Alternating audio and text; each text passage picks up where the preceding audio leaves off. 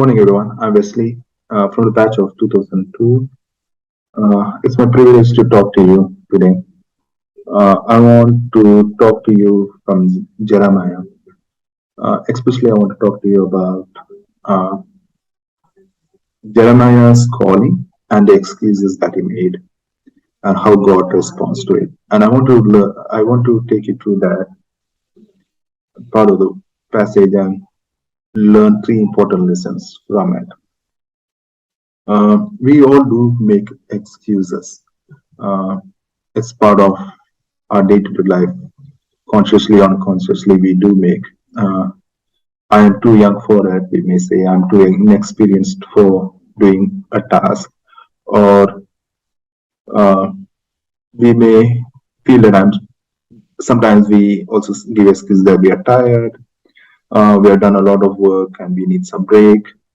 We do give excuses in our day-to-day life in small tasks, big tasks, or responsibilities that we are handed over to. And I think it's commonly seen around. Um, when God calls Jeremiah to be a prophet, he does make excuses, and then God responds to those excuses that he makes. And there are very good important lessons that we can learn from it. First,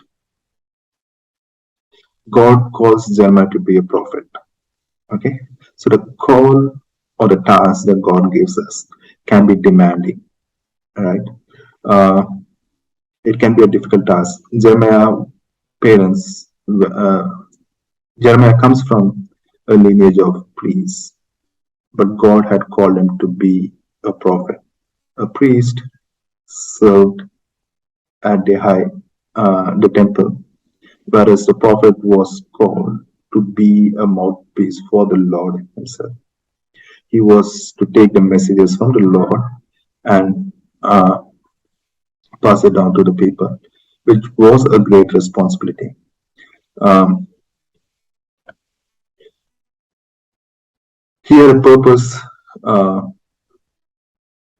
so Jeremiah was afraid to uh, take this task ahead. So if you can read Jeremiah chapter 1, verse 5 on, before I was formed, you in the womb I knew you. Before you were born, I set you apart. I appointed you as a prophet to the nations. Um, so in the second part, God says, I appointed you as a prophet to the nations. So the calling is that God is appointing him as a prophet to the nations. It can be scary for him, but the purpose for which the Lord has called him is in the first half of the verse 5.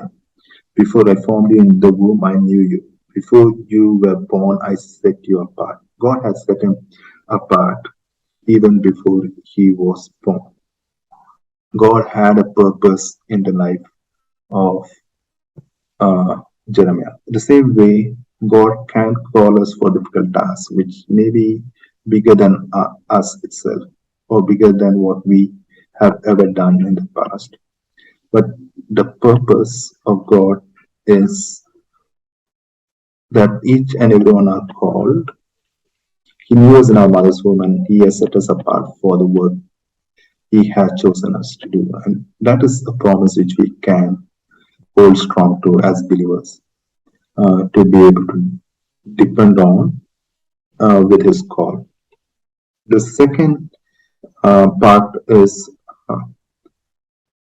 we can feel that our talent is inadequate, right? Many times we feel that we are not capable of doing those tasks which God has appointed us to do.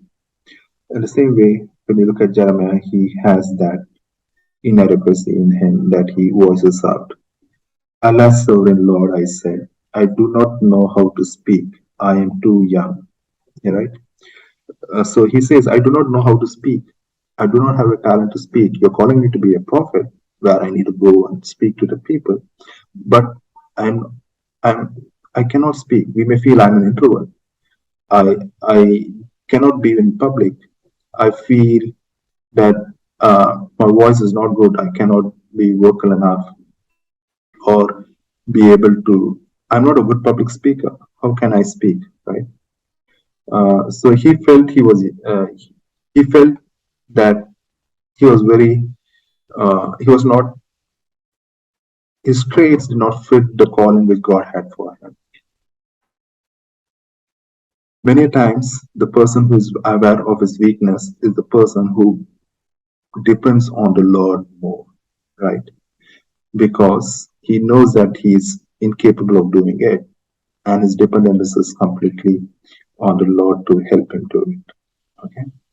Uh, the Lord responds to him in verse 9, 1 verse 9. Then the Lord reached out his hand and touched my mouth and said to me, I have put my words in your mouth. All right. So God was an enabler at that time when he was able to acknowledge that he is weak. God was able to take that and help him through that. So God chooses the weak so that he can be able to show his power and his work to us.